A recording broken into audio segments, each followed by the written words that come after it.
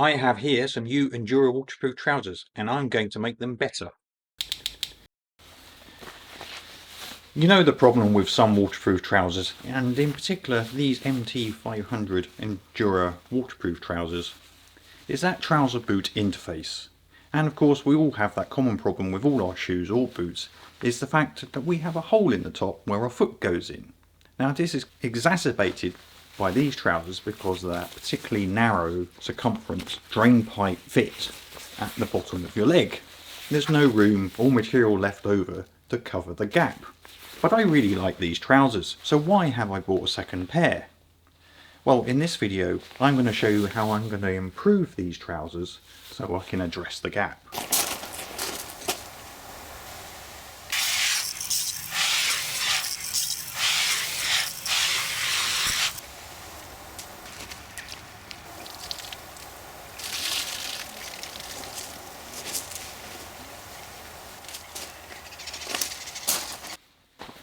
I have learned in the many years of mountain biking that keeping my feet dry, my shoes dry, especially in winter, is the best way to keep them warm and comfortable for longer.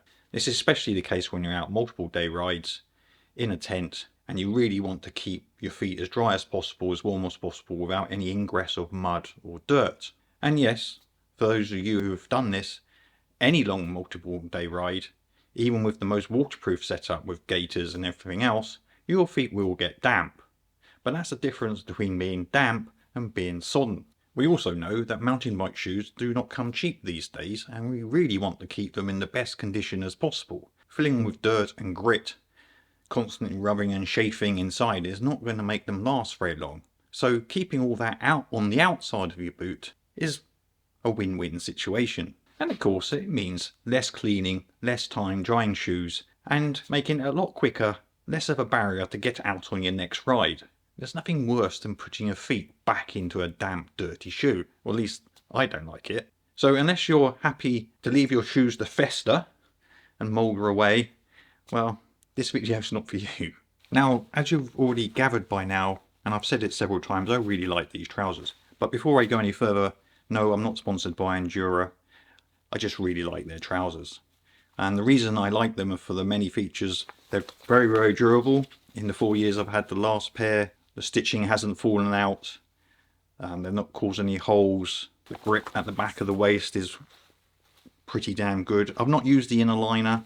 The only thing I would say, they're very, very good, but minimalist in other features. And one of them is like why you've only got one miniature, very, very small stud here. So if you're layering up to keep warm and your waistline is expanding because of that, this little stud is not going to hold it together basically, and you need to start wearing a belt. It does have belt loops, but for all its good features, I really, really like about these trousers, as you've gathered already, is the narrow drain pipe at the bottom and the gap it causes between that and your shoe. So you can have all the waterproofness in the world, but basically your feet can still get wet. Now, I don't wear waterproof socks. I did in the past, I just don't find them very comfortable these days. And while they do keep your feet dry, I just don't like my shoes getting wet. And also, by holding all that water in there, your feet inevitably get colder faster. So I have found, as long as you can keep your feet dry, your socks dry, and they can breathe a little bit because of that hole at the top of your shoe, I remain more comfortable. But I still want to have waterproof trousers. This here is my go-to mountain bike shoe for dry conditions. It is not very good in wet conditions. For that, I have my trusty Shimano XM9 boot. Now, it's not the most fashionable boot in the world, but believe me when I say it is really, really good at keeping your feet dry, treading through damp ground. Puddles can go all the way up to here. It's got a really grippy, vibrant sole. It doesn't leak through the SPD enclosure. Fully enclosed tongue. A really, really nice boot. In fact, this is my second pair. But as you can see, it's got a really high cuff, obviously to keep all the debris and mud out. But the trouser interface just sits around the top here. It does not cover the cuff. So what am I going to do with these trousers? Well, basically what I'm going to do is I'm going to expand the circumference of this by putting in an extra piece of material down the side so they expand out. You might have seen this a lot on other mountain bike waterproof trousers. Unfortunately, even though these trousers are very expensive, they seem to have omitted that feature. Now I have here the same MT500 trousers as before, and this is my first pair from about 4 years ago. And you can see the modification I've made here. So what I'm going to do is I'm going to do the same modification to the new trousers with slight improvements.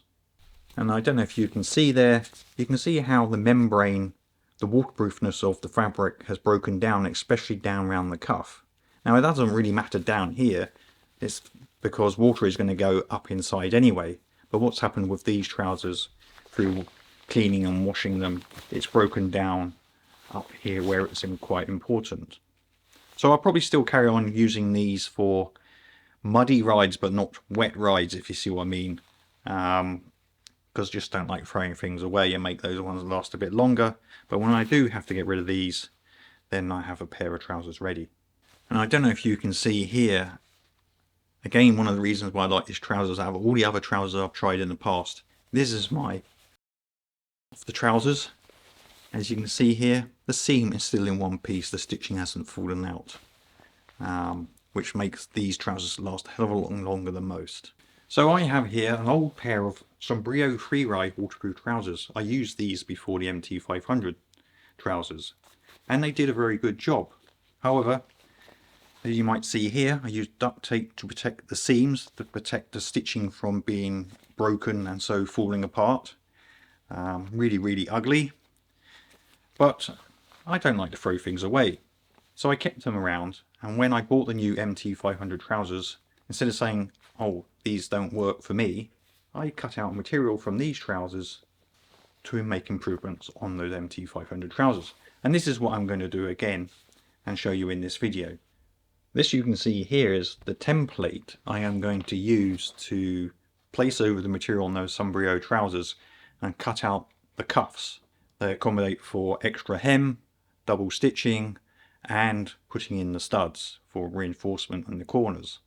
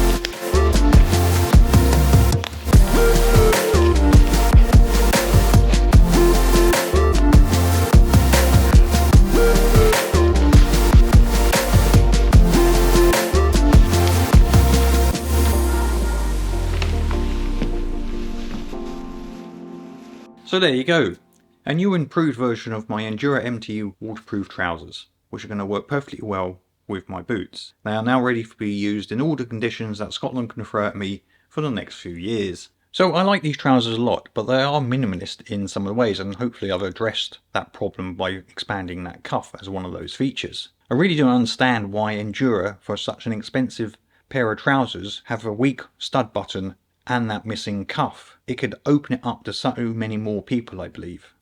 It's only because I have the know-how and a sewing machine that I can make that adaptation, and it does work for me, and I hope it does work for you. I hope it gives you the inspiration should you have a sewing machine laying around. It's really simple to do, and you can vastly improve what you can use those trousers for, and importantly, keep your boots, your feet and your socks dry, well, most of the time.